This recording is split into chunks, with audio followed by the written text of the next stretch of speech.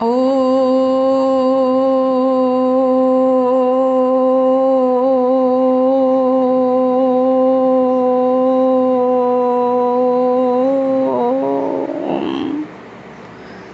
শান্তি।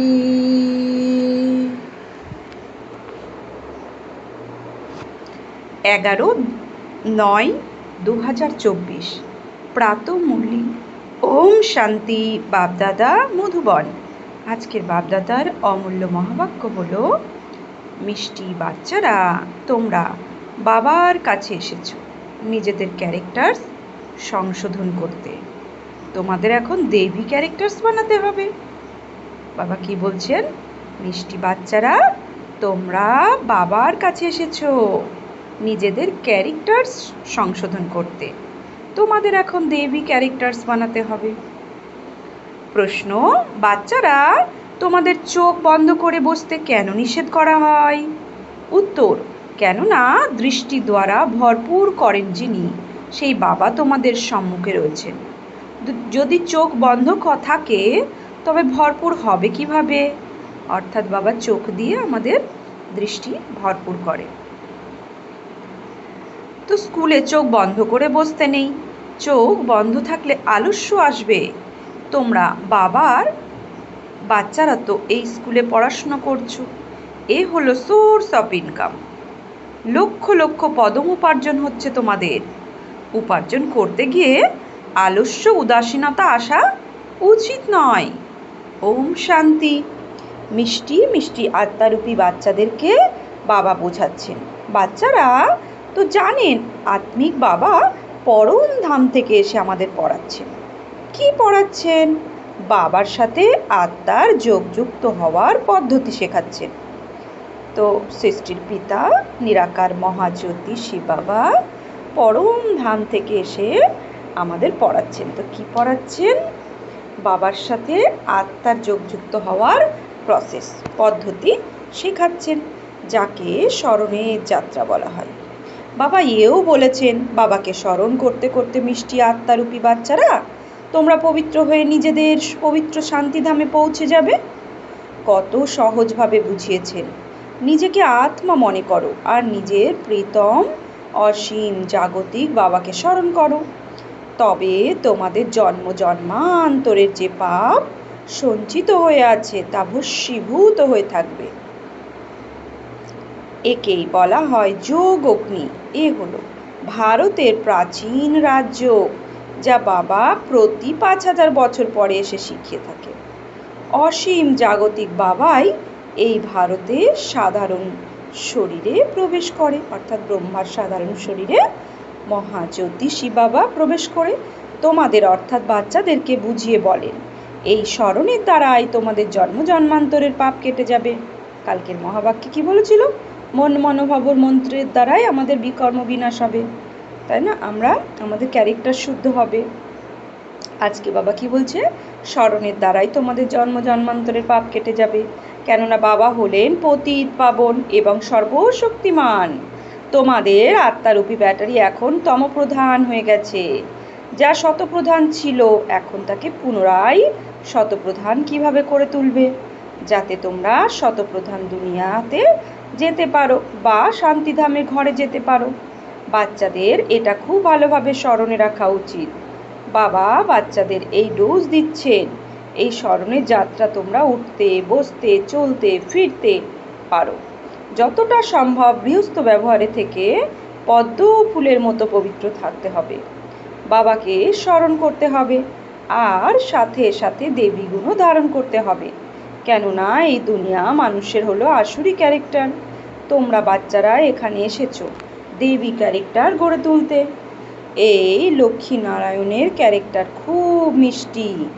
ভক্তি মার্গে ওদেরই মহিমা গাওয়া হয়েছে। ভক্তি মার্গ কবে থেকে শুরু হয়েছে এটা কারও জানা নেই। এখন তোমরা বুঝেছো। আর রাবণ রাজ্য কবে থেকে শুরু হয়েছে এটাও এখন জেনেছো। বাচ্চারা, তোমাদের এই সম্পূর্ণ নলেজ বুদ্ধিতে ধারণ করতে হবে। যখন জানো যে আমরা জ্ঞানের সাগর রুহানি বাবার সন্তান, এখন রুহানি বাবা আমাদের শিক্ষা প্রদান করতে এসেছেন।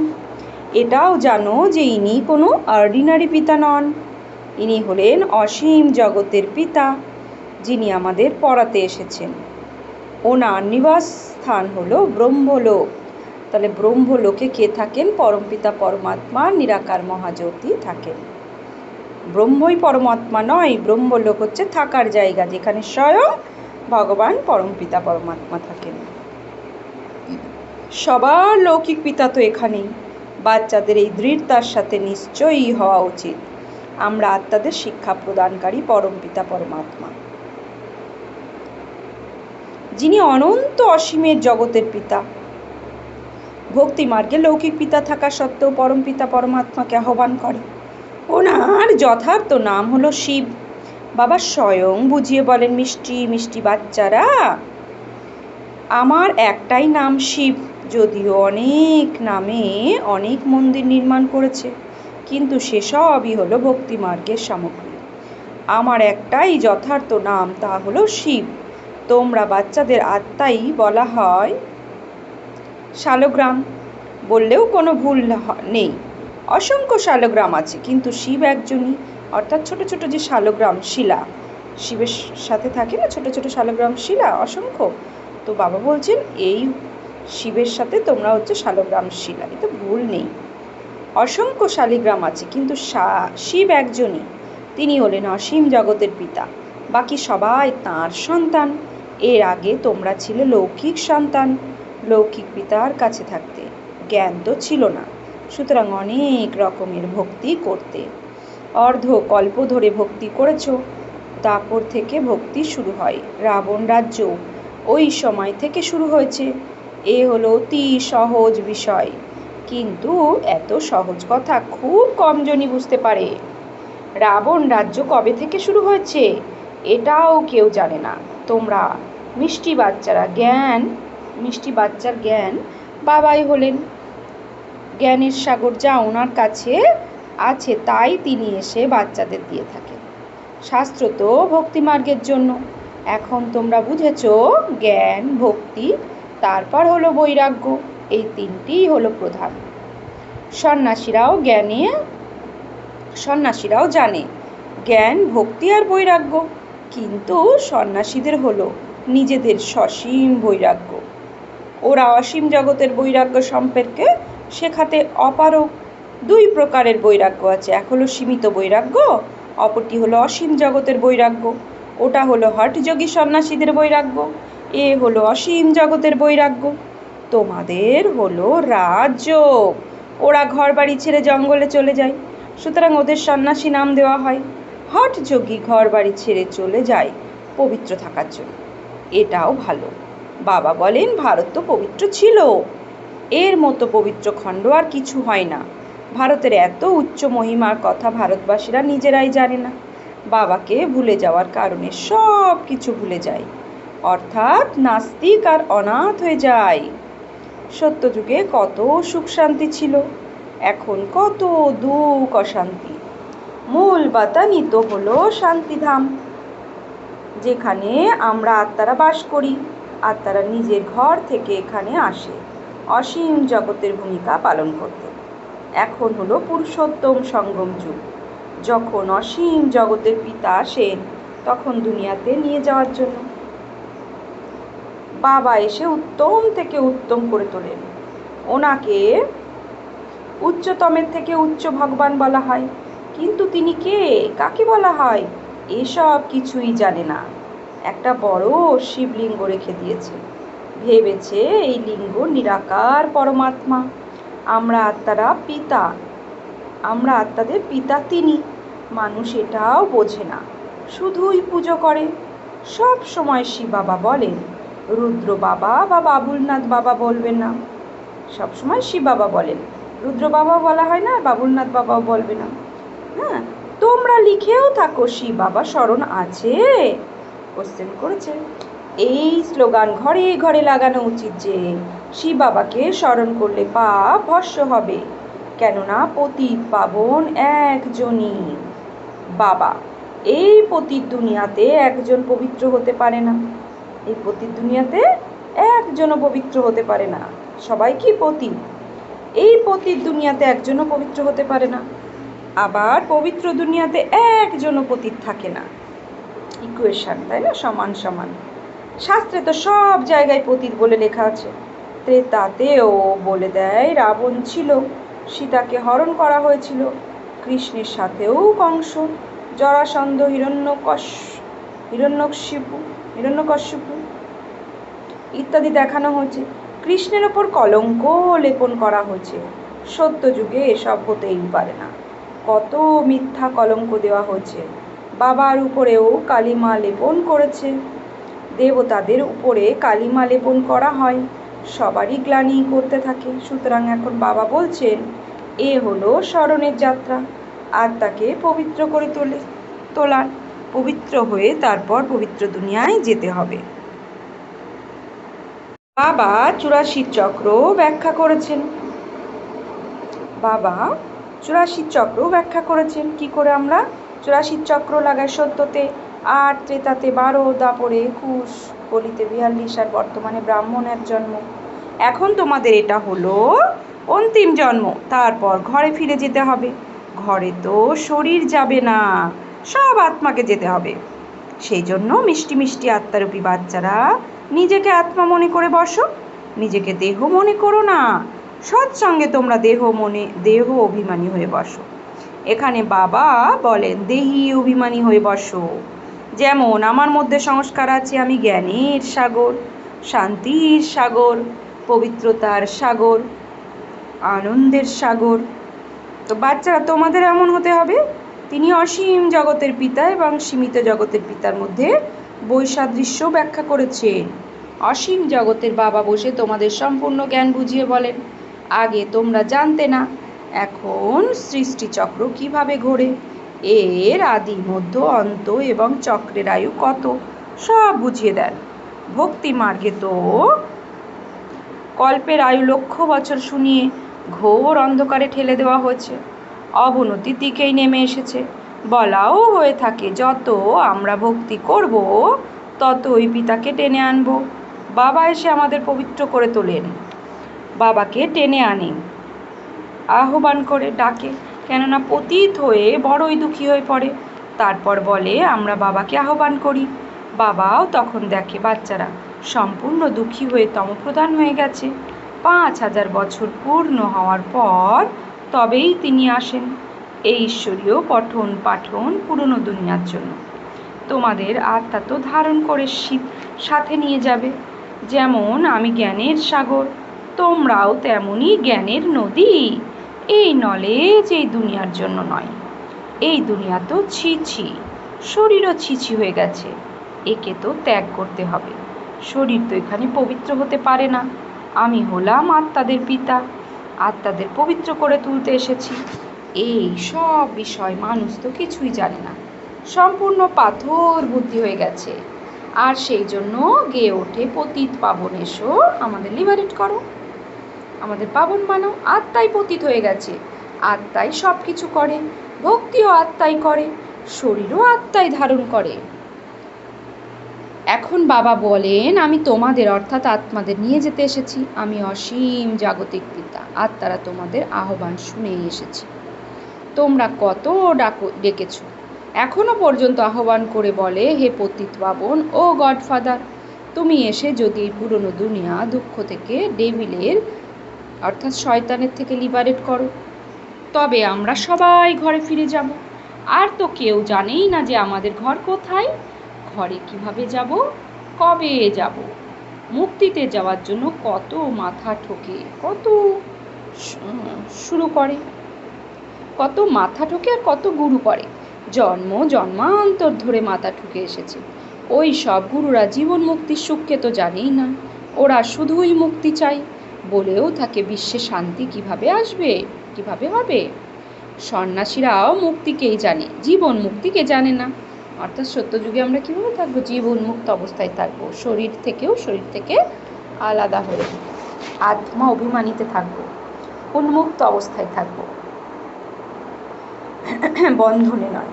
তো সন্ন্যাসীরা জীবন মুক্তি জানে না, কিন্তু মুক্তি জীবন মুক্তি দুই অবিনাশী উত্তরাধিকারী বাবাই প্রদান করে থাকে।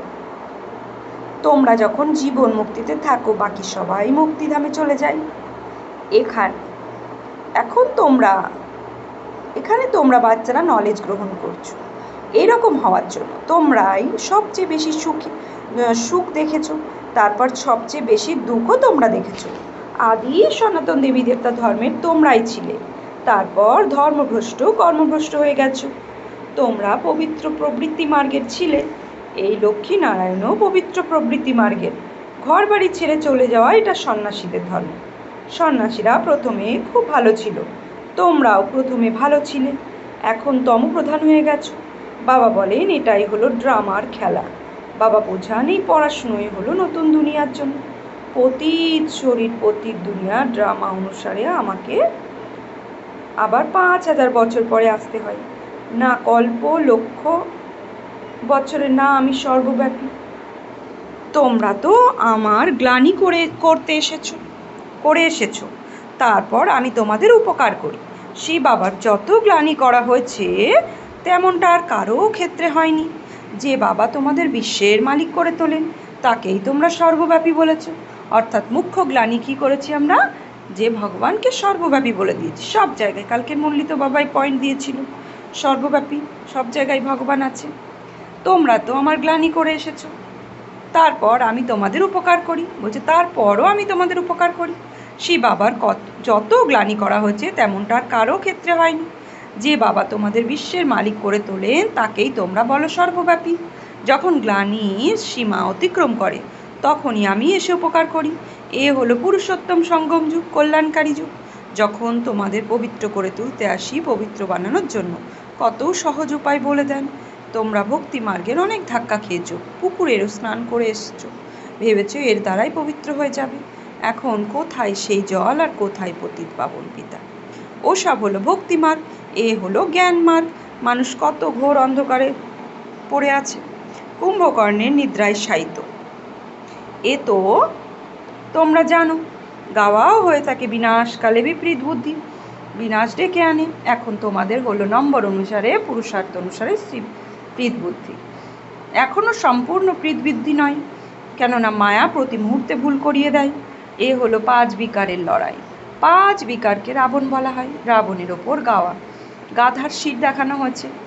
বাবা এও বুঝিয়েছেন যে স্কুলে কখনো চোখ বন্ধ করে বসা উচিত নয়, ওটা তো ভক্তিমার্গ বলা হয়।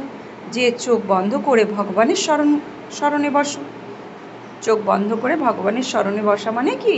ভক্তিমার্গ। এখানে তো বাবা বলেন এটা হলো স্কুল, অর্থাৎ তাকিয়ে বসতে হবে। শুনেছ যে দৃষ্টি দ্বারা ভরপুর করে সব কিছুর ঊর্ধ্বে নিয়ে যান। শিব বাবা দৃষ্টির দ্বারা ভরপুর করে সব কিছু ঊর্ধ্বে নিয়ে যান, তাই তো বলা হয় যে ইনি হলেন জাদুকর। তাহলে চোখ খুলে রাখতে হবে দৃষ্টি নিতে গেলে। আরে তো গাওয়াও হয়ে থাকে যে দেবতারা দৃষ্টি দ্বারা ভরপুর হয়ে যায়। দৃষ্টি দ্বারা মানুষকে দেবতা করে তোলেন তিনিই তো জাদুকর হলেন, তাই না? বাবা বসে আত্মারূপী ব্যাটারি চার্জ করছেন। তাহলে বাবা হচ্ছেন কি? সুপ্রিম পাওয়ার, যে আমি আত্মারূপী পাওয়ারকে চার্জ করছেন। পাওয়ার হাউস, আর আমরা কি? Light house. লাইটকে কি চার্জ দিচ্ছি, তবে লাইট বাড়বে। তো বাচ্চারা চোখ বন্ধ করে বসে থাকলে তাকে কি বলবে? স্কুলে চোখ বন্ধ করে বসতে নেই, নয়তো আলস্য আসে। পড়াশুনো হলো source of income. Lakh lakh পদ্ম উপার্জন করতে বসে কখনো হাই তুলতে নেই। এখানে আত্মাদের এটা সংশোধন করতে হবে। এটাই হলো এম অবজেক্ট যা সম্মুখে রয়েছে। সামনে লক্ষ্মীনারায়ণের ছবি, তাদের রাজধানী। আর এ হলো মধুবন চৈতন্য দিলবারা মন্দির, তাদের রাজধানী। দেখতে হলে দিলবারা মন্দিরে যাও, ওটা হলো জড়ো। আর এ হলো চৈতন্য দিলবারা মন্দির। এখন যারা সেন্টারে প্র্যাকটিক্যালি যারা মধুবনে রয়েছে, সেন্টারে নয় মধুবনে, তারা কি? চৈতন্য দিলবারা মন্দির। এখানে দেবতারা আছে, স্বর্গও আছে, যদিও এখন তারা পুরুষার্থী রূপে রয়েছে। সবার সদ্গতিদাতা আবুতেই আসেন। সেই জন্য সর্বশ্রেষ্ঠ তীর্থ হলো কি? আবু। ধর্মস্থাপক বা গুরু যারাই আছে সবারই সদ্গতিদাতা বাবা এখানেই এসেই করেন। এটাই হলো সবচেয়ে বড় তীর্থ। কিন্তু গুপ্তরূপে, মধুবন গুপ্তরূপে বড় তীর্থ। একে কেউ জানে না। যদি প্রকাশ্যে তীর্থ জানা যেত তাহলে সবাই এসে এখানে চলে আসতো, ভিড় লেগে যেত। তাই গুপ্ত রূপে এটা হচ্ছে সব থেকে বড় তীর্থ। তাই গুপ্ত উপার্জন আর গুপ্তভাবে সত্যযুগ স্থাপন হচ্ছে। আচ্ছা, মিষ্টি মিষ্টি হারানিধি বাচ্চাদের প্রতি মাত পিতা বাপদাদার স্মরণে স্নেহ সুমন আর সুপ্রভাত। আত্মাদের পিতা তার আত্মারূপী বাচ্চাদেরকে জানাচ্ছে নমস্কার। আমরা আত্মারূপী বাচ্চারা আত্মারূপী বাপদাদাকে জানাচ্ছি নমস্কার, সুপ্রভাত, ধন্যবাদ। ধারণার জন্য মুখ্য সার। এক, যে সংস্কার বাবার মধ্যে রয়েছে সেই সংস্কারই ধারণ করতে হবে। বাবার সমান জ্ঞানের সাগর হতে হবে। দেহি অভিমানী হয়ে থাকার অভ্যাস করতে হবে। 2, আত্মারূপী ব্যাটারিকে শতপ্রধান করে তোলার জন্য চলতে ফিরতে স্মরণে যাত্রা থাকতে হবে। দেবী ক্যারেক্টার ধারণ করতে হবে। অত্যন্ত মিষ্টি হতে হবে। বরদান, ত্রিকালদর্শী হয়ে দিব্য বুদ্ধির বরদানকে কার্যে প্রয়োগকারী সফলতা সম্পন্ন ভব। ত্রিকালদর্শী হয়ে দিব্য বুদ্ধি বরদানকে কার্যে প্রয়োগকারী সফলতা সম্পন্ন ভাব। বাপ দাদা প্রত্যেক বাচ্চাকে দিব্য বুদ্ধির বরদান দিয়েছেন। দিব্য বুদ্ধির দ্বারাই বাবাকে নিজেকে আর 3 কালকে স্পষ্টভাবে জানতে পারো, সর্বশক্তিগুলিকে ধারণ করতে পারো। দিব্য বুদ্ধি যুক্ত আত্মা কোনো সংকল্পকে কর্ম বা বাণীতে নিয়ে আসার পূর্বে প্রতিটি বাণী আর কর্মে 3 কালকে জেনে প্র্যাকটিক্যালে নিয়ে আসে। তার সামনে পাস্ট আর ফিউচারের এতটাই স্পষ্ট হয় যতটা প্রেজেন্ট হয় স্পষ্ট হয়। এরকম দিব্যবুদ্ধি সম্পন্ন আত্মারা ত্রিকালদর্শী হওয়ার কারণে সদা সফলতা সম্পন্ন হয়ে যায়। স্লোগান, সম্পূর্ণ পবিত্রতাকে যে ধারণ করতে পারে সেই পরমানন্দের অনুভব করতে পারে। সম্পূর্ণ পবিত্রতাকে যে ধারণ করতে পারে সেই পরমানন্দ অনুভব করতে পারে। তো আজকে সমান আমি নিতে পারি, আমি সফলতা সম্পন্ন আত্মা। ওম শান্তি।